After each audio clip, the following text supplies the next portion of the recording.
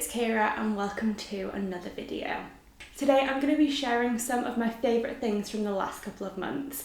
I have absolutely been loving sharing monthly favourites videos since the end of spring, but I unfortunately missed my July favourites video because that month was so hectic and so busy, and then as it turned out, August was pretty much the same and I was just so busy, and so by the time I thought about filming my July favourites, it was already September, and so it was kind of time to film my August one, so I decided to just put the two of those months together and share more of an end of summer monthly favourite style thing where I've just combined those 2 months, and I'll be talking you through some of my favourite things from the last couple of months, and then hopefully we'll be back on track to share just a September favourites at the end of this month. So as always, we'll get started with my favourite books of the last couple of months, and I have one book from July to talk about and then another one from August. So I'll of course start with the July book, which was Exciting Times by Nisha Dolan. This is one that I read right towards the end of July and I absolutely loved it. It was incredible, and it was one that I picked up initially because it had been compared to Sally Rooney's Normal People, and that is a book that I absolutely love. It's one of my favourite books of 2020, and actually, to be perfectly honest, it's probably one of my favourite books of all time, full stop, because it's just so good. And so as soon as I saw that comparison to Sally Rooney, which specifically said likely to fill the Sally Rooney shaped hole in many readers' lives, I was like, I have to read this book because that is exactly what I have going on. I've read both of Sally Rooney's books this year, and I've actually read them both twice already, and so I absolutely love them, and I've just really struggled to find other books that talk about young people in their early 20s and deal with the kinds of issues that Sally Rooney deals with. I've just not found anyone else who has that writing style, and so I was really hopeful for this book, and thankfully it absolutely lived up to the hype. I don't know if there's something just about young, very intelligent Irish authors, because Nisha Dolan is also an Irish author, and they just have this incredible writing style, or at least Nisha and Sally both do, and I absolutely loved it. Although this one has been mostly compared to Normal People, I would actually say that this is kind of an amalgamation of the best things about Normal People and Conversations with Friends, so it really is a great one to pick up if you are a fan of either of Sally Rooney's books.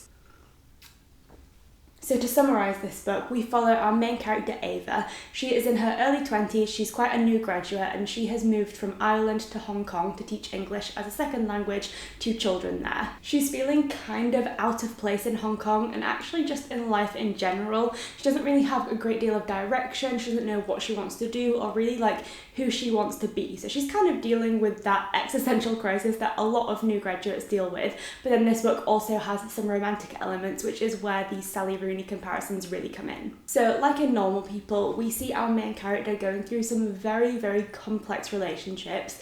Initially we see Ava meet a man called Julian, and Julian and Ava's relationship is one which I feel like can definitely be compared to Marianne and Connell in Normal People, mostly because they're very much on different pages in terms of their economic status. Julian is a banker for a very like high-powered investment bank, and he is extremely wealthy, kind of like Marianne's family in Normal People, whereas Ava is obviously working just as a teacher and isn't making the most money, and is in fact probably being quite underpaid, as I think a lot of teachers who are there to teach English are, because they're kind of paid in terms of like accommodation and things like that. And so she is very much on the opposite end of the economic spectrum to Julian. But in terms of their intellect, they really are on the same level, and they really bring out the best in each other and kind of connect on a really deep intellectual level. But then there are other complexities in the sense that they both clearly like each other, care for each other, and really enjoy spending time together. But there's some sort of reluctancy to put a label on the relationship or to commit to each other,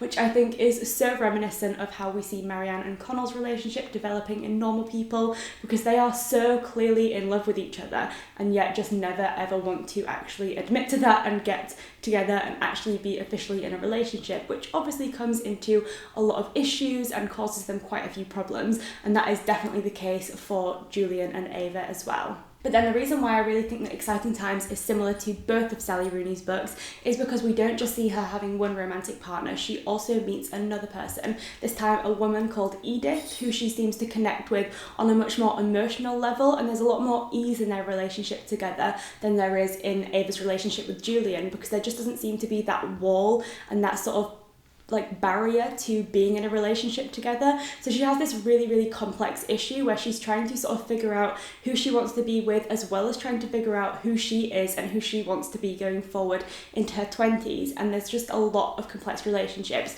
which is, I think, what really comes out in Conversations with Friends, which does look at the themes of like polyamory and trying to figure out which partner best suits you, or whether or not you can be in multiple relationships at the same time. And so it's a really, really incredible book. Although I'm making a lot of comparisons to Sally Rooney, which I'm just doing because I know that Sally Rooney is such a popular author, and that was really what pulled me into this book, I would say that this is a very unique story and doesn't feel like a carbon copy. It just deals with a lot of the same issues and tackles the same sort of like complexities of relationships and complexities of being in your 20s that Sally Rooney has in her books, and I just think it's really incredible. So if you like one, you'll definitely like the other, if that makes sense. They're just really, really comparable authors, and both have such incredible styles. So that was my favourite book from July, and I absolutely loved it. I think this one, like Sally Rooney's books, will probably be making it into my favourite books just in general. And then my favourite book from August was a bit of a different style, and that was The Guest List by Lucy Foley, which is a murder mystery that I was very excited to get into. I read Lucy Foley's other book, which is The Hunting Party, at the end of July and really enjoyed it, so I was super excited to get into The Guest List during August, and this one was actually a lot better than The Hunting Party. So it took all of the best parts of The Hunting Party and just kind of elevated them, which I think it was really obvious that this was her second murder mystery, and her writing style and the way that she tackled mystery was definitely a lot more refined, and it took a lot of the same tropes and styles that she'd explored in her first book, but just did them in definitely a more sort of calculated and just like better executed way. So like I said, this is a murder mystery, and it surrounds the theme of a wedding. Lucy Foley's mysteries are so layered. So we always have multiple perspectives, and then there are two mysteries that we're trying to solve. First of all, as you would expect in a murder mystery, we're trying to figure out who the murderer is, but her mysteries also keep the fact of who the victim is a secret as well. So you're constantly being exposed to new characters, finding out more about them, and you don't know whether they could be the victim or the murderer, because everyone is a suspect or a victim, and it's just so layered because everyone seems like they could be either, because you are exposed to so many sort of dark sides to each character, but also so many vulnerabilities and so many cracks between relationships that you just think that everyone could fit either role, and it just makes it such an exciting and really, really like captivating way to read a murder mystery, because there is just so much going on.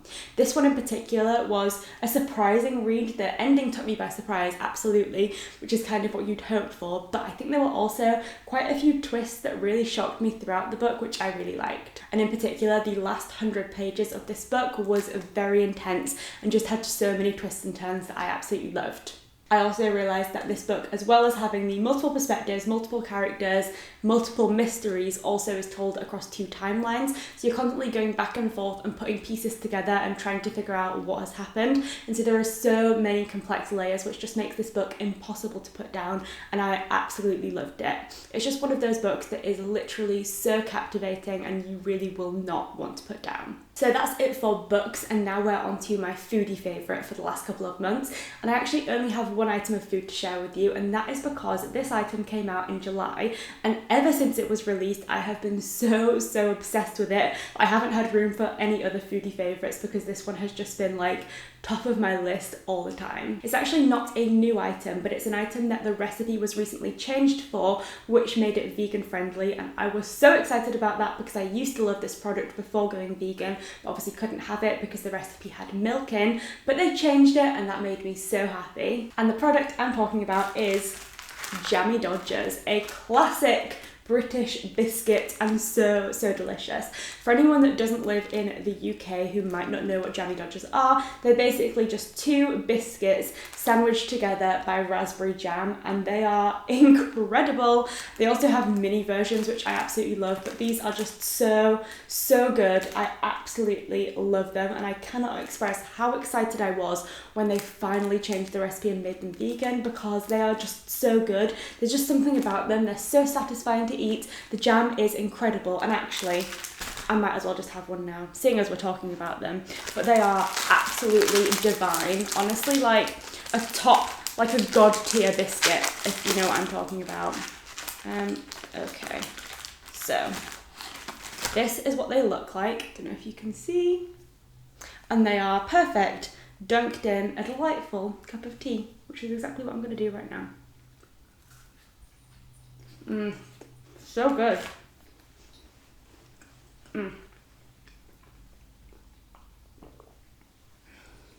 Oh, that's just made me so happy. There's just something about those biscuits that are like, I love sandwich biscuits, and Jammy Dodgers are the best. So that has definitely been a foodie favourite for the last couple of months. Every time I fancied a cup of tea and a biscuit, that has been my go-to choice, and it has just made me so happy because I'm really not a fan of Oreos. Sorry to say it, but I'm just not. I don't like Oreos. They taste very artificial and I just don't love them. And so whenever I want like a sandwich biscuit, I've just been like left with a sandwich biscuit hole in my heart. But now Jammy Dodgers have come back and saved the day, which I'm so excited about.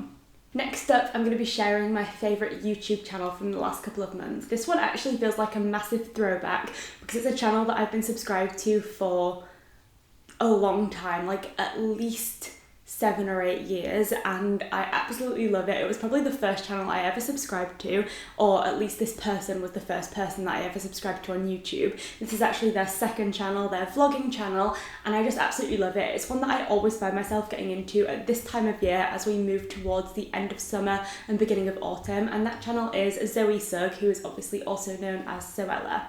But I'm specifically talking about her vlogging channel, which I absolutely love. Specifically, I've actually been going back and watching her old Vlogmas videos. Sorry to say the C word, but I am getting so excited for Christmas. I absolutely love it, and there's just something about Christmas that I cannot resist. As soon as it gets towards the end of August, I am like on Christmas spirit so much. I just love Christmas, and so Zoe's vlogs are always the most festive, and she seems just like me in her like embracing of the like autumn and winter seasons, because basically as soon as you get to the end of summer she starts putting out autumn vlogs and then starts getting excited for Christmas. But her Vlogmas vlogs are incredible. I love them so much, and I rewatch them at least once a year, but this time I decided to rewatch them in summer and I did not regret it at all because I just felt so festive and so cozy, and I am here for it. So I've been loving Zoe's vlogs, and she actually recently just put out one literally like last week, which was a summer Halloween and Christmas day where her and Mark, her friend, basically got together and did a day where they like watched Halloweeny films and then Christmas films, and she put up a tree and they were making hot chocolates, and it was just so cozy and I absolutely loved it. I usually do like a Christmas day in October with my mum and my sister. We get together, make like Christmassy foods and watch some Christmas films, but I've never done a summer one, so maybe I'll have to bring that into action next year. But for now, I'm having a fun enough time living vicariously through her Christmas vlogs and getting so excited for this like last quarter of the year. Next up, we have my favourite TV show or film from the last couple of months, and this time around it is a film. It's a film that I watched to begin with in the end of July with my mum. She finally convinced me to watch it because she'd been talking about it for quite a while, and then after watching it that time I ended up watching it again with Jay because I loved it so much I wanted him to watch it, and that is the Eurovision film, which obviously stars Will Ferrell and Rachel McAdams. I don't usually watch actual Eurovision, so I just hadn't thought to watch the film, but it was hilarious and so fun, and also just so wholesome and cute and sweet, and just a really nice light-hearted feel-good film, which is obviously really great for summertime but also just great any time of year. So if you haven't watched it yet, definitely recommend it because it was so funny and just so lovely.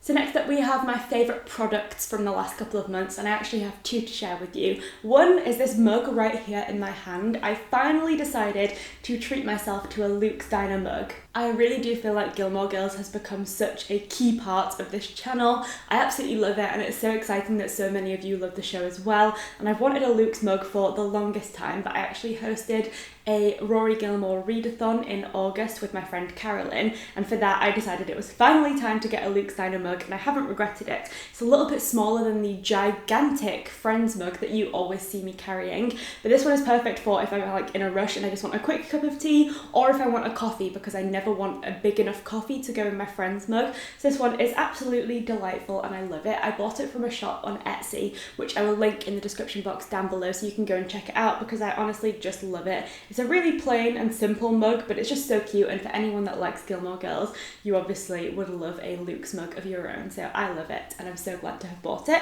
And then the other product that I bought towards the end of August, which is something that I always do, is some autumn candles. I always love to go for like an August trip to Home Sense, and this time I picked up this pumpkin sugar candle. It is so good. Stop scratching the sofa, naughty cat. What a naughty cat. So this one is, oh, it's so good. I genuinely wish that you could smell this through the screen. I haven't burnt it yet because it's not like quite autumny enough, and I also do still have some festive candles from last year that I'm still trying to burn my way through, but I am so excited to be burning this one. It's one of the like wood wick ones, so it crackles as you burn it and you just feel so festive. And this one just, oh, it smells so spicy and delicious but sweet, and oh my god, it's so good. So I'm so excited to be burning autumn candles again. So next up, I have a couple of pieces of music to share with you that I've been loving listening to over the last couple of months. And the first thing I'm going to talk about is probably the most predictable thing that I could mention in this music segment, but I love it, and just like everyone else over the last couple of months since it was released, I have been loving listening to Taylor Swift's new album, Folklore. I know literally everyone on the internet has been going on about this album because it's so good, and I don't care about being predictable because it's just that good and it's just such a vibe, especially because I'm such a lover of autumn, and this album just feels perfect for easing away from summer and into the autumn season. But the song in particular that I've really loved listening to ever since I heard it was Exile, which is of course Taylor Swift and Bon Iver. It's such a melancholic song, but there's just so much power behind it, and I just absolutely love it. I would say, for me at least, that's the most autumnal song on the album, and I absolutely adore it. It was incredible. But some other special mentions would have to go to Betty, Cardigan, August, as well as Invisible String. I just love so many songs from this album, but Exile is definitely my favourite. And then a very, very different vibe. I've also been loving a different song over the past couple of months. And again, referring back to the film I just mentioned, I have really, really been loving the soundtrack from the Eurovision film. But in particular, I love the song that was featured towards the end of the film, which is Hometown. It is by My Marianne and also Will Ferrell, which is a fun combination. And honestly, I just absolutely love it. It is just such a fun, musical, powerful song, and it's just so cute, and I just think it's great. So highly recommend both of those songs. And then the final favourite I have to talk to you about from the last couple of months is my favourite podcast.